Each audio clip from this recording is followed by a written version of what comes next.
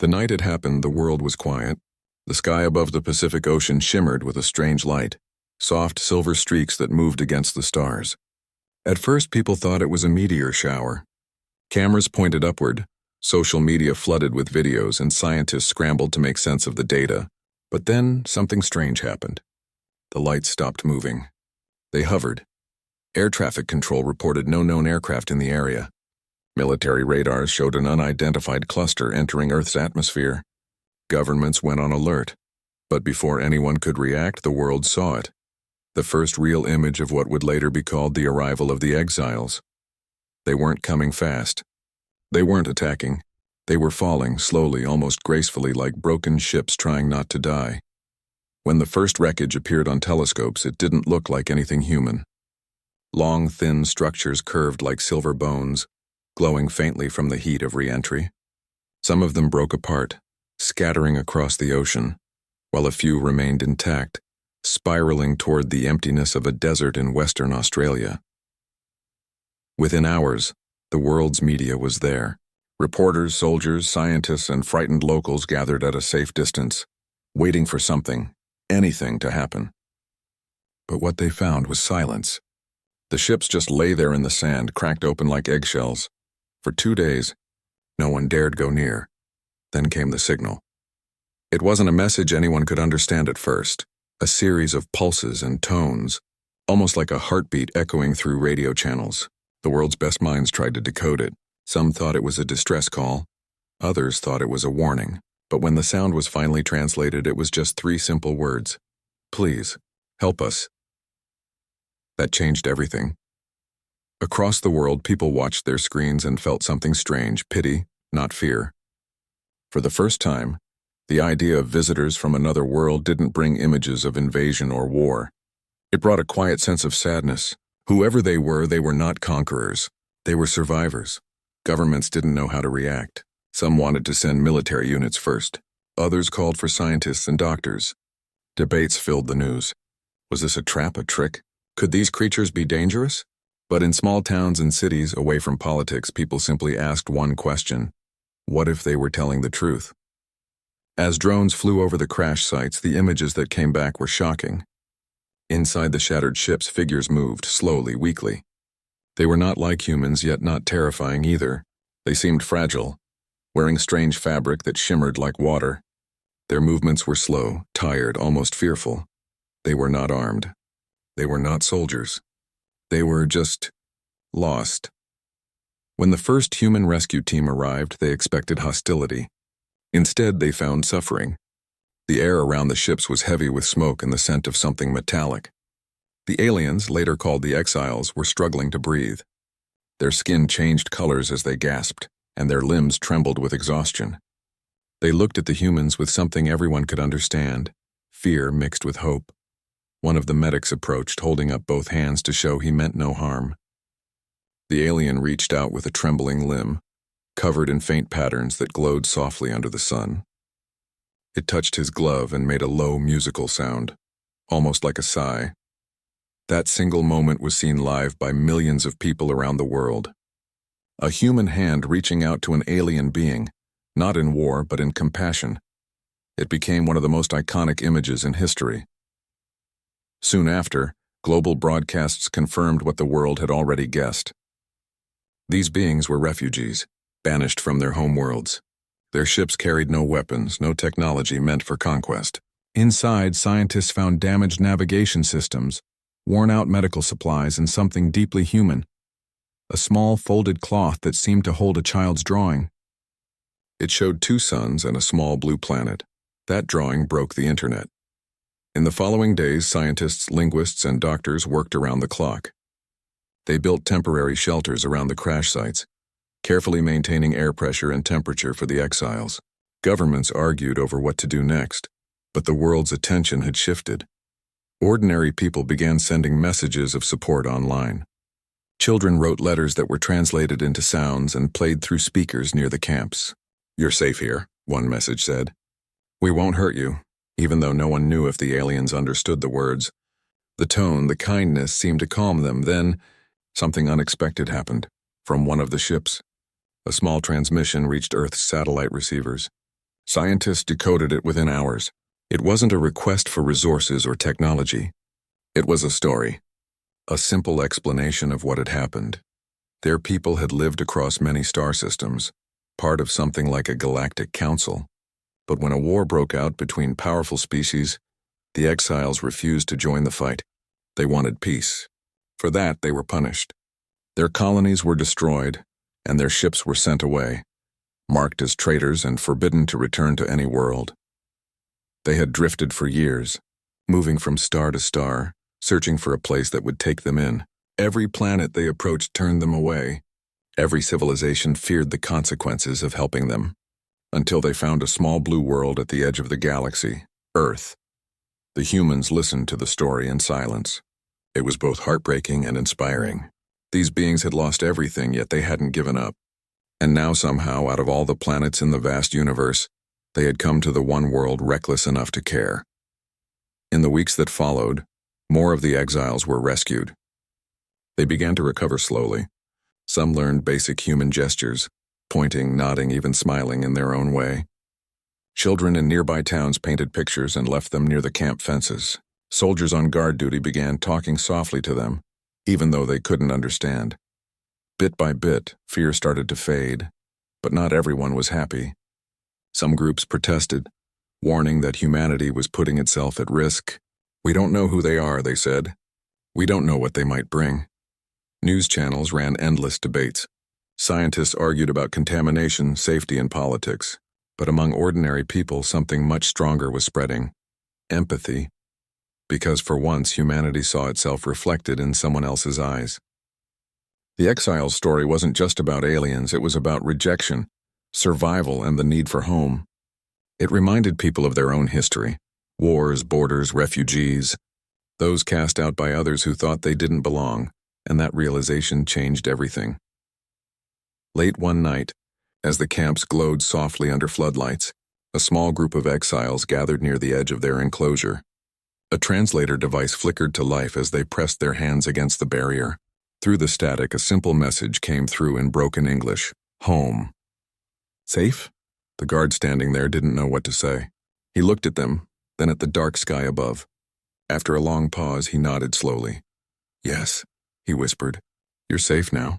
No one slept much that night. By morning, the words had spread across the internet, painted on banners, shared on millions of screens. You're safe now. For a world that had once been divided by borders, politics, and fear, those 3 words meant more than anyone could have imagined. No one knew what the future would bring, what dangers or consequences might come from sheltering beings from another galaxy. But for now, Earth had made its choice. It didn't matter where they came from, what they looked like, or what rules of the galaxy they had broken. Humanity had done what no other world dared to do. When the galaxy cast them out, Earth took them in. When the news spread that humans had given shelter to the alien refugees, the world changed overnight. Some people called it the greatest act of compassion in history. Others called it a mistake that would cost humanity everything. The planet was divided not just by countries or politics, but by fear and hope. Across every news channel, people argued. Some spoke about kindness, others warned of danger. What if they're not what they say they are? A man on television shouted. What if they're hiding something? Another replied. Or what if they're just tired and scared like any of us would be? For the first time in generations, the entire human race was talking about the same thing, but no one agreed on what should happen next. Governments formed special councils. Scientists wanted to study the visitors more closely.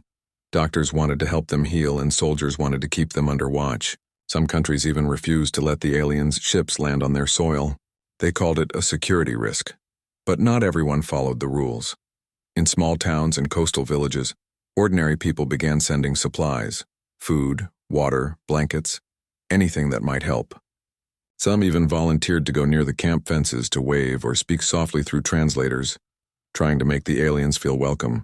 Humanity's compassion could not be stopped by orders or politics. It came naturally, like breathing.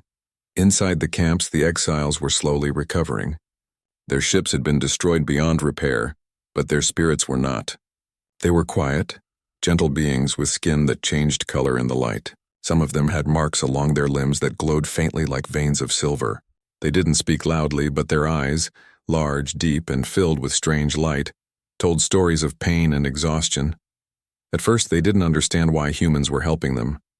On their homeworlds, kindness was often seen as weakness. To them, Earth was a place of chaos, a world full of noise, light, and unpredictable creatures. But slowly they began to notice something different about humans. Humans smiled. They shared food even when they had little. They asked questions not out of suspicion but curiosity. And even when afraid, they still chose to show mercy. One of the older exiles, whose body carried scars from the long journey, once watched a group of human children standing by the fence. They held up small signs drawn with crayons, pictures of stars' hands, and words like "Welcome, friends." The old exile pressed a hand against the barrier, a gesture that meant thank you in their culture. The children smiled and waved back. That image spread across the world and hearts softened everywhere. People who had once feared the exiles now saw them as survivors, no different from families who had fled war or disaster on Earth. Still, not everyone agreed. Meetings were held in the world's largest cities. Leaders stood before microphones, each giving speeches about safety and responsibility. "We must protect our planet," one leader said. "We cannot let unknown beings live among us without understanding who they are." Others argued that Earth had a moral duty to help. "If we turn them away," one scientist asked, "then what does that make us?" The debate grew louder every day. Some countries closed their borders tighter, refusing to share data about the exiles. Others opened research centers hoping to learn from the aliens' technology. But the truth was the exiles had very little left to give. Most of their advanced systems were destroyed during their long exile through space. What remained was memory and pain. One translator, a young woman working in the camps, described them as people who had lost everything except their hope. And yet, that hope was powerful. As the weeks turned into months, something began to change. The exiles started helping the humans who were helping them. They shared small pieces of knowledge: how to purify air, how to make certain plants grow faster, how to use sound to heal small injuries. None of it was dangerous or weapon-like, just small gifts of wisdom. Doctors were amazed. Scientists were fascinated. But the exiles never spoke proudly of their knowledge. When asked why they shared these secrets, one of them said through a translator, "Because you gave us life when others gave us silence." That sentence was replayed across every news network on Earth. It made people cry. It made them think. Soon more volunteers arrived at the camps, not just scientists or soldiers, but ordinary people. Some helped build shelters, others taught basic language lessons. The first communication between species wasn't through technology. It was through gestures, laughter, and shared work. A group of farmers near the desert camps noticed that the exiles seemed fascinated by the soil. They touched it carefully as if it was something sacred. When asked why, one of them explained, "Our worlds had no ground that breathed. Yours does." It was a reminder that even the simplest parts of Earth, dirt, rain, wind, could feel like miracles to those who had lost everything. But while kindness grew stronger in the hearts of ordinary people, fear grew louder in the halls of power. Some leaders began to suspect that helping the exiles would attract attention from other alien civilizations, the same ones who had banished them. Rumors spread that the galaxy's higher powers might punish Earth for giving them shelter. Military satellites were repositioned. Governments secretly discussed what to do in case of retaliation. When a leaked report mentioned possible galactic consequences, panic spread across social media. People began to worry that Earth had become part of a cosmic conflict it didn't understand. Protests erupted in some cities. Signs read, "Earth first and send them away." Others countered with banners saying, "Kindness has no borders, and we're all exiles somewhere."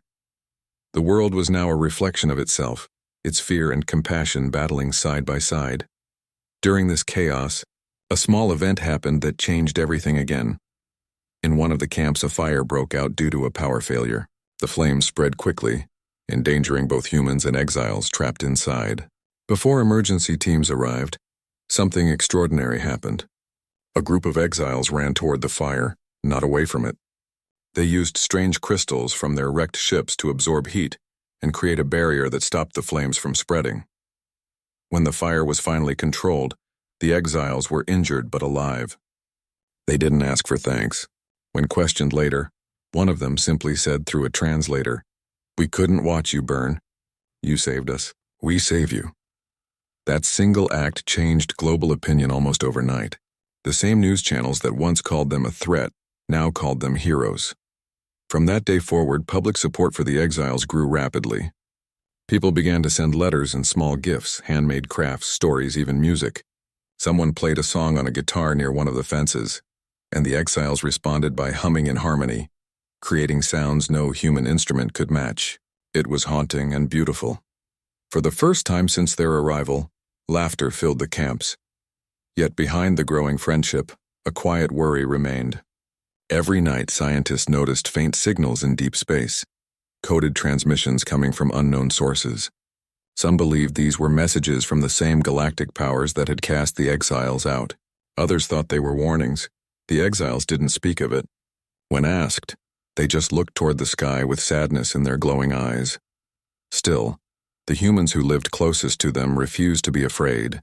They said, "If trouble comes, we'll face it together." And in those moments, something powerful was born. Trust. Not trust built by governments or laws, but trust made by people, humans and aliens, who chose to care for each other even when the universe told them not to.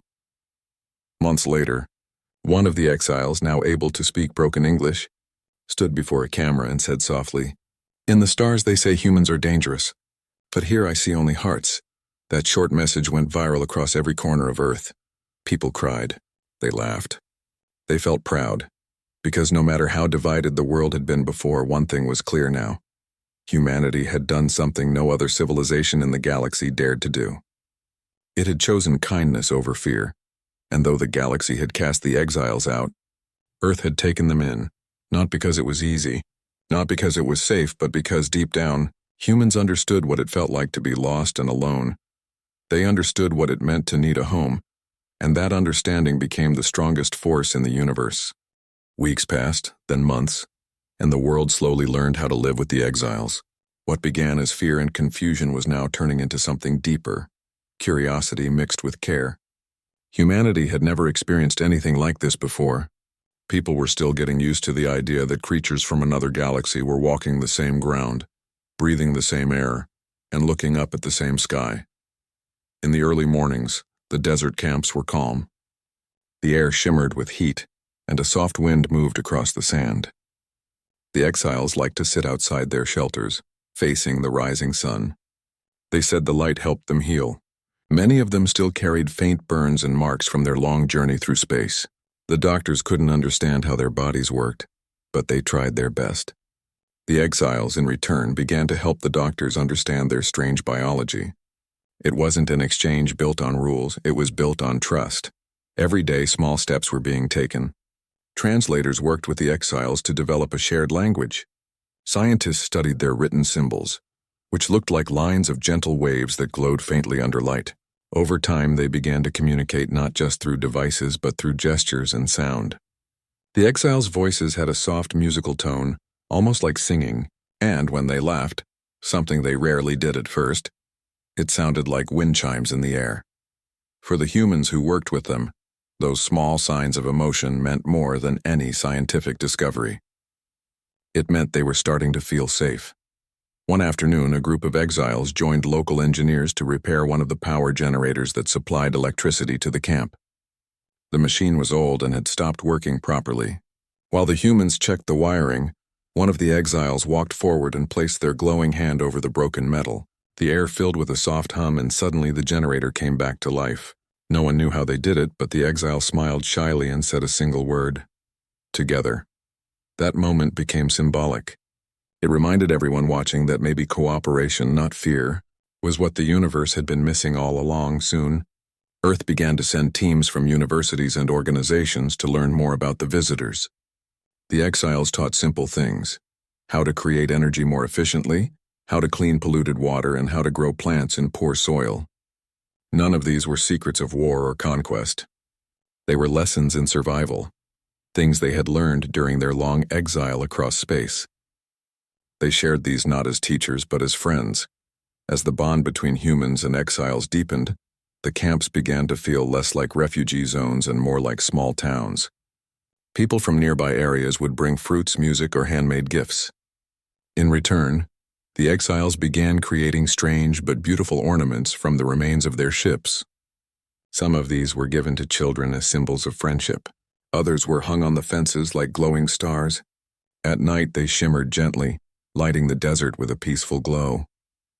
For the first time since their arrival, the exiles began to feel something they hadn't felt in years: belonging. But even as peace grew stronger, problems still existed. Some world powers didn't trust what was happening. They feared that humanity was being manipulated, or that the exiles were hiding dangerous technology. Secret meetings were held behind closed doors. There were talks of moving the aliens into isolated zones far from populated areas. When news of this leaked, people protested. Thousands marched with signs saying, "They are our guests, not our prisoners." Humanity, once afraid, now stood up for them. It was strange. The more the powerful tried to create distance, the closer ordinary people became to the exiles. Meanwhile, deep inside the camps, something else was happening. Something more emotional than political. The exiles were learning about human emotions. They didn't have the same kind of relationships humans did. On their worlds, connections were logical, based on energy and shared purpose. But here they saw something new: the warmth of family, the idea of friendship, the strength of hope. One day, an exile was seen watching a group of human children playing with a ball. The alien tilted their head, studying how the children laughed and chased one another. Later, they asked through a translator, "Why do you move so much for no reason?" The translator smiled and answered, "Because it makes us happy." The exile paused for a long time, then quietly said, "Happy? We forgot what that feels like." That simple line touched millions when it was shared in interviews. It reminded the world that these beings, despite their strange looks and technology, were not so different. They too longed for joy, warmth, and connection. Soon the exiles began to explore beyond their camps with permission. They visited nearby villages, learned how humans cooked food, listened to music, and even tried to dance. The first video of an exile trying to copy a human dance move became one of the most viewed clips on the internet. People laughed and cried at the same time because it felt real. Two species learning to live together, awkwardly but sincerely. Yet, behind the smiles, the exiles carried deep pain. Sometimes, during the quiet nights, they would gather near the edge of the camp, looking up at the sky. They would hum soft, haunting melodies that made the air feel heavy. A translator once explained that those were songs of memory, a way to remember the stars they had lost. Humans began joining them during these moments, sitting silently, sharing the same sky. No words were needed. It was an understanding beyond language, a shared ache between those who had lost something they could never get back. Months later, an international council finally made an important decision. The exiles would be given a protected settlement on Earth, a place where they could live freely but also be part of human society. This was not easy. Many countries disagreed, worried about what the future might bring. But the people's voice was louder than politics. They had already accepted the exiles into their hearts. When the new settlement opened, it wasn't called a camp. It was called Haven. It was built in a valley where rivers met the desert. The design was inspired by both human and exile architecture. Metal that flowed like stone, walls that glowed faintly at night, and gardens filled with plants from both worlds. When the first exile walked into Haven, the crowd watching on screens around the world cheered. For them, this wasn't just a home for aliens. It was proof that humanity could choose compassion even when it was hard. The first few weeks in Haven were emotional. The exiles planted trees that grew from seeds they had carried across galaxies. They built small crystal towers that hummed softly in the wind. Humans visited every day to trade, to learn, and sometimes just to listen. Slowly, a new kind of community began to form, one that didn't belong to one planet or one species, but to both. Still, the world beyond Haven wasn't at peace. Some still doubted. Some feared that Earth's kindness would one day be punished. There were whispers that other alien powers were watching, but the exiles never spoke of it. When asked, they would say softly, "For now, we live. That is enough." And for the humans who worked with them, that was enough too. They had built something no war or fear could destroy: an understanding. One night, a storm swept across the valley. The winds were strong, the power flickered, and the river rose. Humans and exiles worked together through the night to protect the settlement. They built barriers, carried supplies, and helped each other without hesitation. By dawn, when the sky cleared, the valley stood safe. Everyone was exhausted, but no one complained. They had proven again that unity could survive even the hardest tests. One of the exiles turned to a human engineer, looked at the rising sun, and said slowly, "Your world is loud, broken, but beautiful." Those words were broadcast everywhere, and people wept hearing them. Because they were true. Earth wasn't perfect, and it was messy, noisy, and full of mistakes. But it was also full of love. And maybe that was what made it strong enough to do what no other world could, to take in the outcasts of the galaxy. In the months that followed, the bond between humans and exiles deepened even more. Children born near Haven grew up knowing that friendship could exist beyond stars. The exiles began teaching human children simple songs in their language, and soon, schools were including lessons about the visitors who became family. The story of their arrival, once filled with fear, was now a story of hope. And though no one knew what the future held, everyone understood one thing. Something extraordinary had begun on that desert plain.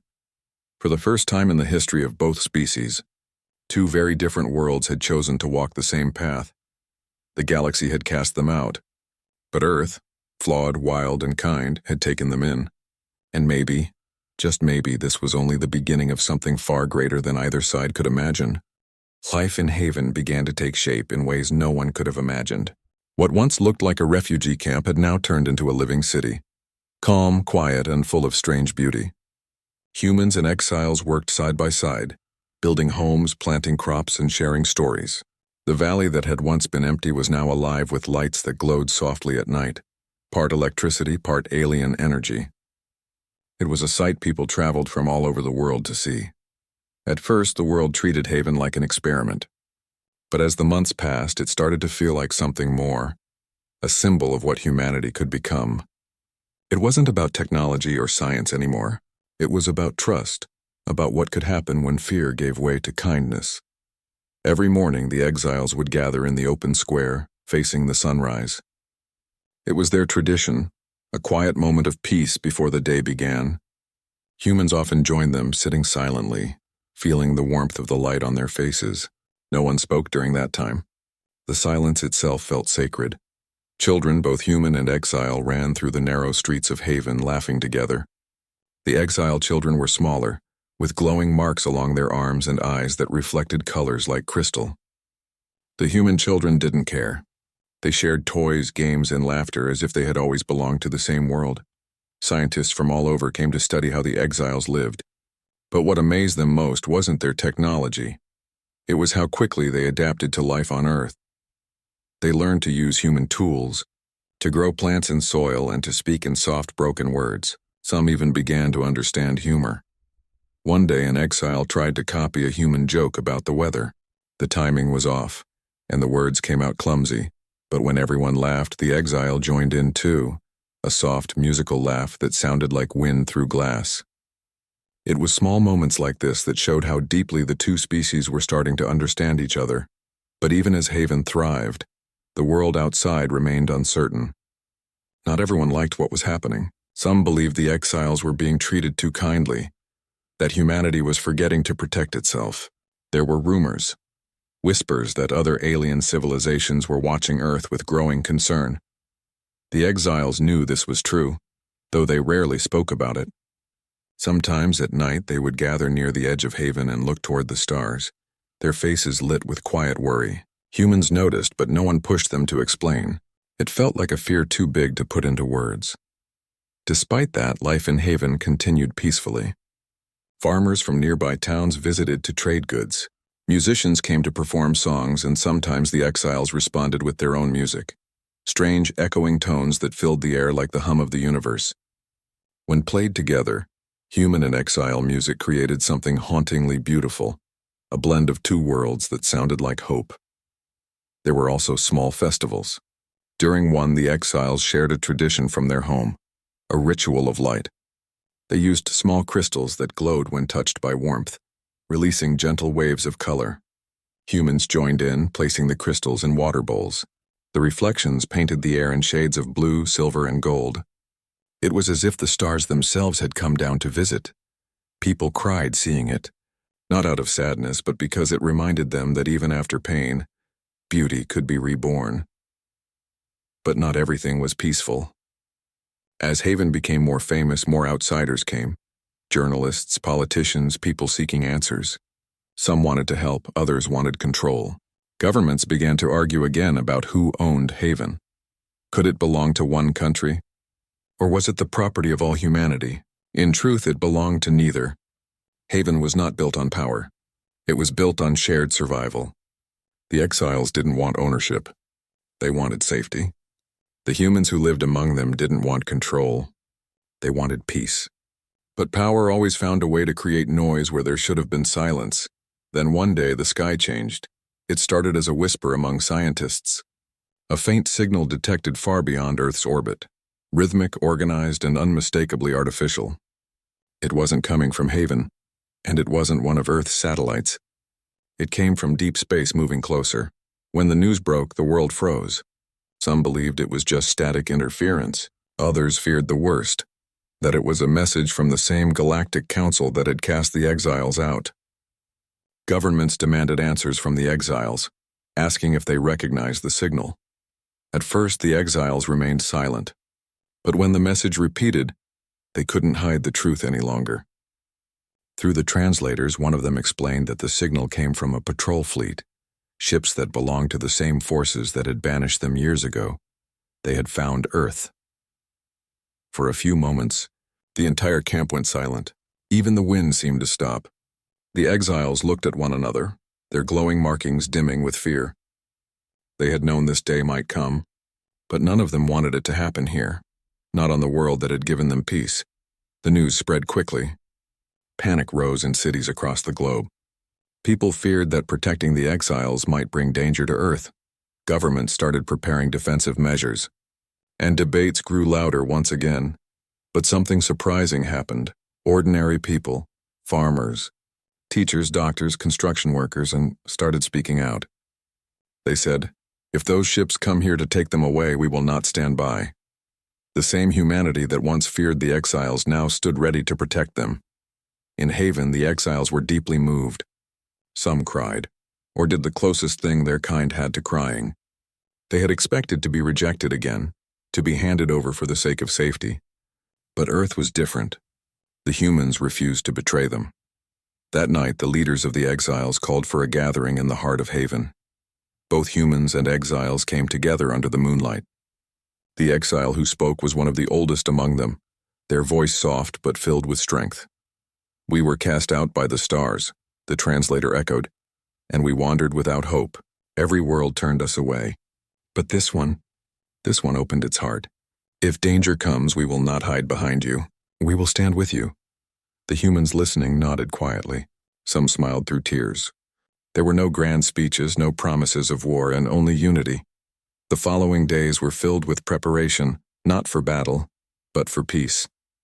Communication arrays were built to try to contact the incoming fleet, to explain that the exiles were under Earth's protection. The message was simple: they are home now.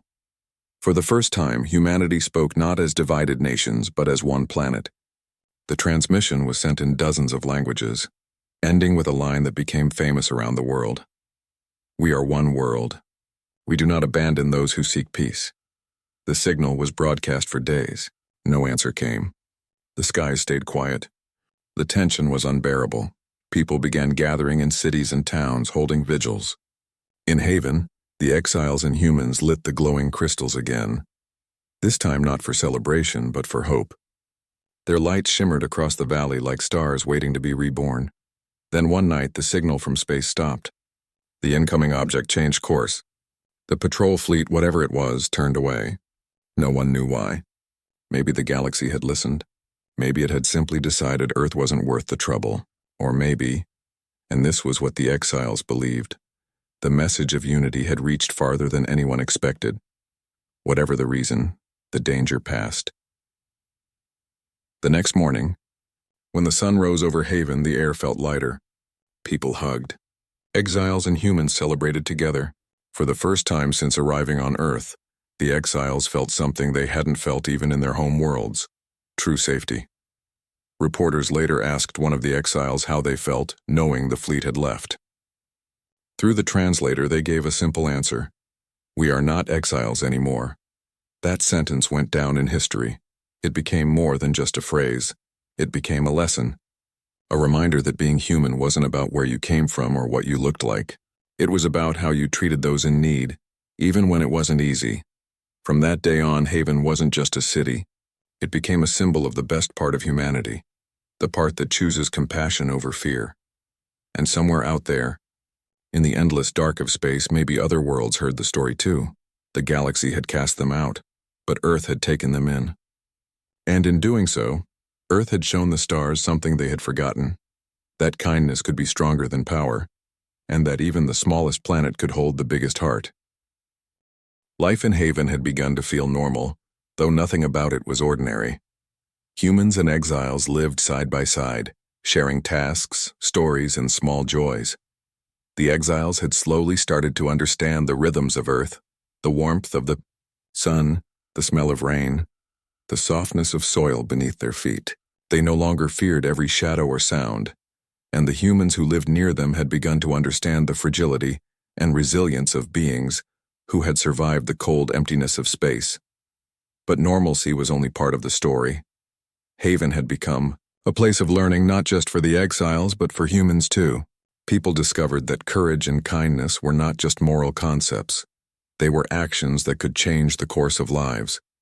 Every small act, every shared meal or gentle word mattered. One of the most remarkable things that happened in Haven was the exchange of knowledge. Humans had taught the exiles how to cultivate plants in Earth soil, how to navigate human technology, and even how to play simple games that children loved. In return, the exiles taught humans small, extraordinary things: subtle methods of energy conservation, ways to use sound to heal minor injuries, and even techniques to calm the mind that had been practiced across galaxies for centuries. One day, a group of human engineers noticed that one of the older exiles was carefully observing the wind. The alien bent a strange, delicate device toward the sky. It pulsed softly in the sunlight, sending ripples through the air. The engineers asked what it was, and the exile explained, through the translator, that it could detect subtle patterns in the atmosphere, small changes in temperature or movement that humans couldn't feel. "It helps us know when the sky changes," they said. The humans watched in amazement as the exile demonstrated. Within minutes, they realized the device could predict storms, detect clean water underground, and even track the movement of small animals. For the engineers, it was a breakthrough. For the exiles, it was just another way to live in harmony with the world. Children played everywhere. Some human children had begun to mimic the exiles' gestures, the way they bowed slightly when greeting, or the soft musical sounds they made when happy. And the exiled children in turn tried to learn human games like tag or hopscotch. Laughter echoed across Haven like sunlight through glass, mixing languages, species, and joy in ways no one had thought possible. But life wasn't only laughter. The exiles carried memories that could not be erased. Some nights they would sit quietly under the stars, humming songs that told of their lost home planets. They remembered cities filled with light that no longer existed, oceans that had dried up, and skies they had never thought would disappear. Humans noticed but never interrupted. They understood that some pain needed to be held, not erased. And then, a new challenge arrived, one that tested both species in ways they had never imagined. The galaxy, it seemed, had not forgotten the exiles. Far away, officials of the same star systems that had exiled them began to watch Earth more closely. They sent messages, subtle at first, then more direct. The content was clear.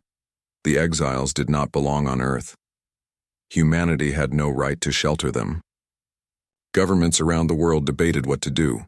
Military advisors suggested isolation, containment, or even forced relocation. Scientists argued, saying that the exiles were peaceful, helpful, and fully integrated, and ordinary people, who had come to love and protect the exiles, refused to consider any action that would harm them. In Haven, the exiles were tense but calm. They had seen countless worlds turn their backs on them, yet they had survived. They trusted Earth in ways they had never trusted anyone. And the humans? They refused to be intimidated. Farmers, medics, engineers, and children all sent messages, stood at the edges of the camps, and built shelters as symbols of solidarity. The first human response to the galactic messages was subtle. A signal was sent, not as a threat but as a declaration. The exiles are under our protection. Any action against them will be considered an action against Earth itself. The message was simple but powerful. It was humanity's way of saying that compassion was not weakness, and that the bonds built between two very different species were stronger than fear. While the world watched and argued, life in Haven went on.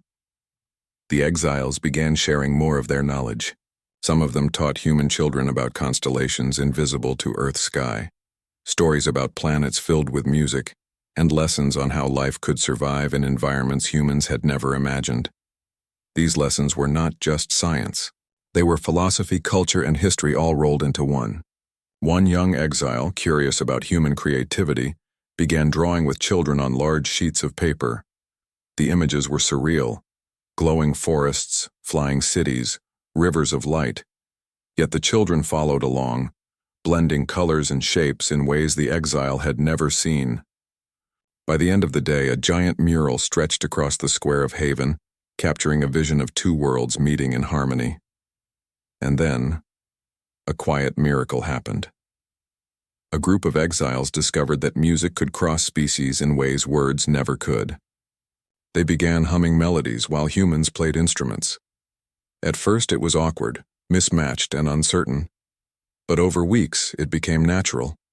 Together, humans and exiles created songs that no one had heard before, a mixture of tones, rhythms, and harmonies that seemed to echo both Earth and the stars beyond. People traveling from across the planet said it felt like standing in the middle of the universe itself. Through all of this, fear still lingered in the corners of the mind. Governments debated, signals from afar continued, and uncertainty remained. Yet the people of Haven, humans and exiles alike, refused to let fear dominate their lives. They chose community, resilience, and kindness every day, in every small action. One evening, as the sun set behind the desert mountains, an older exile walked through the town square. Humans gathered quietly to watch. The alien stopped, turned toward the glowing lights of the city, and spoke through the translator. In the stars, we were alone. We were cast aside. Here, we are not alone. Here, we are seen. Here, we are safe. And for that, we are grateful beyond words. The humans listening bowed their heads in acknowledgement. No one clapped, no one shouted. There was only silence, deep, reverent, and shared, because everyone present understood the truth in the words. In the weeks that followed, the bonds between humans and exiles grew stronger. They built gardens that grew both earth plants and alien flora. They created schools where lessons included not just human knowledge, but the wisdom of galaxies. They learned from each other, laughed together, and sometimes cried together. Haven became more than a settlement.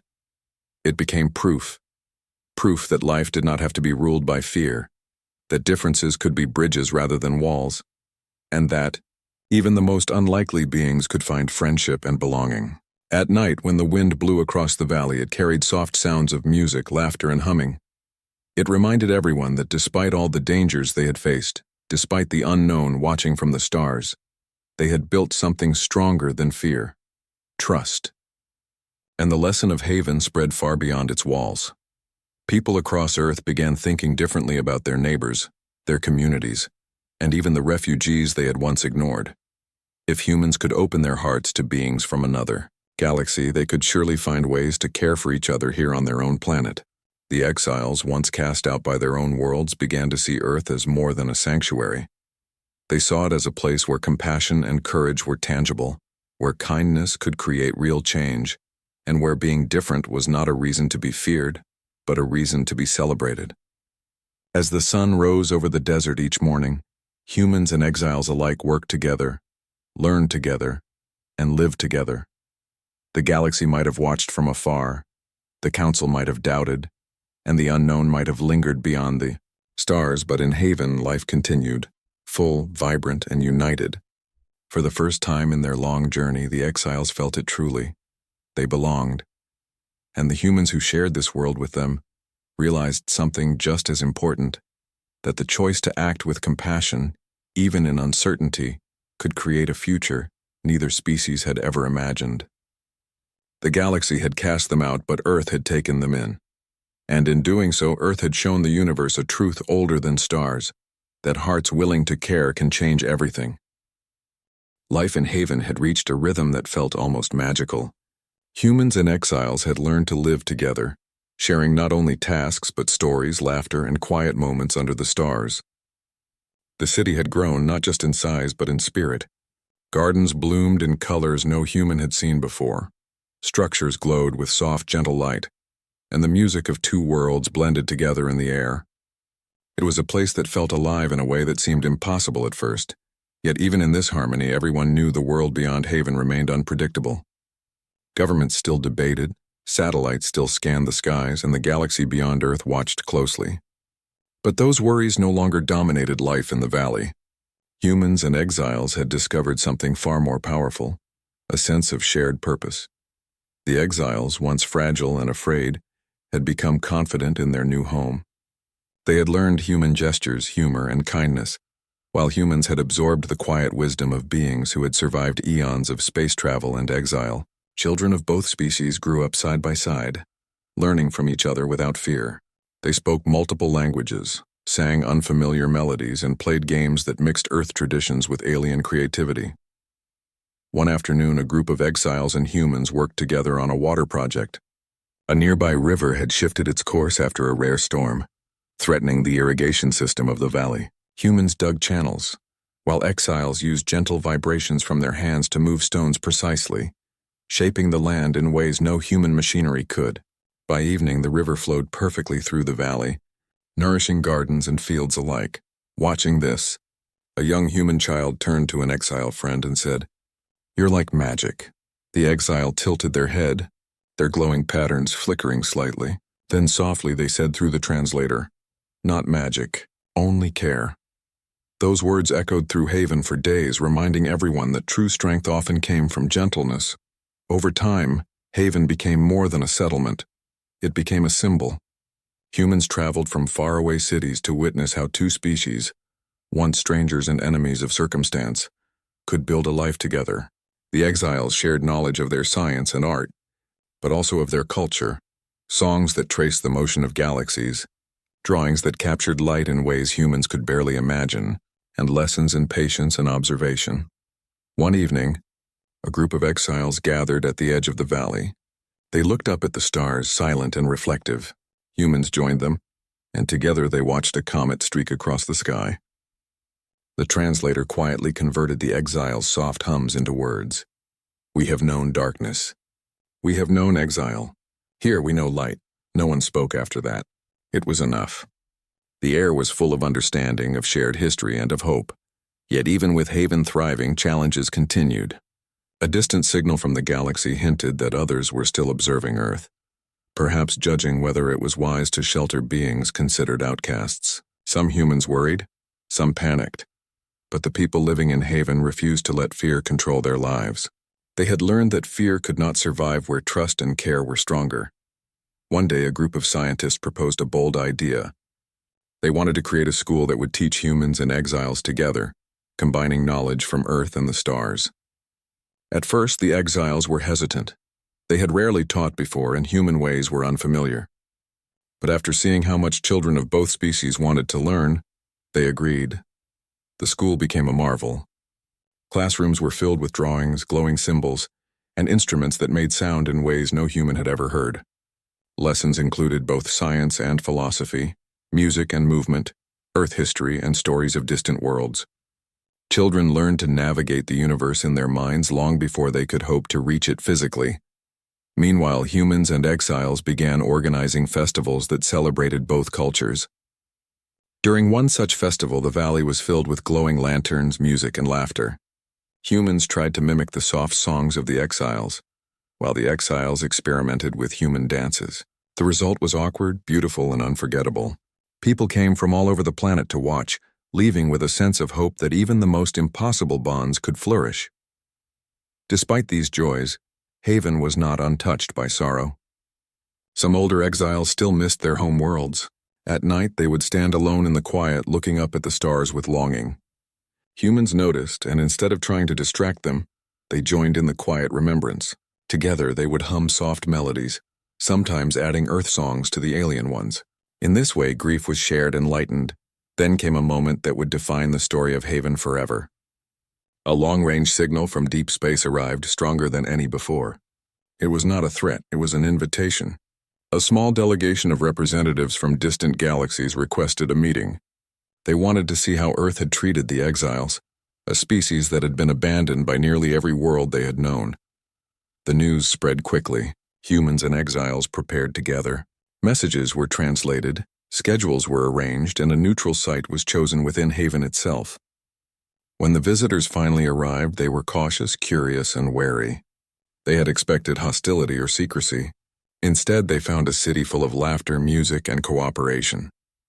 They found humans and exiles working as equals, sharing knowledge freely, and protecting one another without hesitation. For hours, the visitors observed, asked questions, and watched the interactions. They saw children learning, humans and exiles gardening side by side, and songs being sung that blended melodies from Earth with sounds from faraway planets. Slowly, expressions of disbelief turned to awe. When the meeting concluded, the lead representative spoke. Their words were translated, but the meaning was clear. You have done what we never thought possible. You have not only protected the exiles, but you have helped them thrive. You have shown the galaxy that kindness is stronger than fear, and that understanding can surpass history and distance. Earth has done what no world has dared. Humans and exiles alike were silent, absorbing the weight of those words. For centuries, the exiles had been rejected, exiled, and feared. And yet, here, on one small planet at the edge of the galaxy, they were not only safe, they were celebrated. Life in Haven continued, but it had changed forever. Humans and exiles now understood that they were part of something larger than themselves. They had built not just a settlement, but a community that proved that cooperation, compassion, and courage could create miracles. Every day, the lessons of Haven spread farther. Other countries began to adopt similar practices for refugees and displaced beings. Children who had grown up with exiles taught others about patience, creativity, and empathy. Adults remembered the quiet bravery of standing up for what was right, even when fear and doubt surrounded them. And as for the exiles, they finally understood a truth they had long forgotten. Home was not just a planet, a city, or a star system. Home was a place where they were seen, accepted, and cared for. Earth had given them that home. In the evenings, when the valley grew quiet and the stars emerged, humans and exiles would sit together, sharing stories, songs, and dreams. They no longer feared the galaxy beyond because they knew something essential. No matter what happened in the universe, they had built a sanctuary where care and understanding were stronger than exile and fear. The children born in Haven grew up believing that the universe was not something to be feared, but something to explore with kindness. They learned that even when faced with rejection, there was always hope if hearts were open. And so the story of Haven spread, reaching faraway worlds in ways that no one could have predicted. Earth had shown the galaxy that a planet could act with courage, compassion, and intelligence, not through weapons or conquest, but through empathy and unity. The galaxy had cast them out, but Earth had taken them in. And in doing so, Earth had reminded the universe of a truth older than stars, that kindness is stronger than fear, and that even the smallest world can hold the greatest heart. Haven thrived not because it was perfect, but because humans and exiles chose every day to care for one another. They chose to face the unknown with trust. They chose to celebrate life even when it was fragile. They chose unity over division, hope over despair. And in those choices, a miracle was born, one that would live forever, as long as the stars shone over Earth and its people. The exiles, once lost among the galaxies, now belonged. Humanity, once uncertain and divided, now understood the power of compassion. Together they had created something no one could ever take away. The galaxy had cast them out, but Earth had taken them in. And that was the story that would be remembered for generations.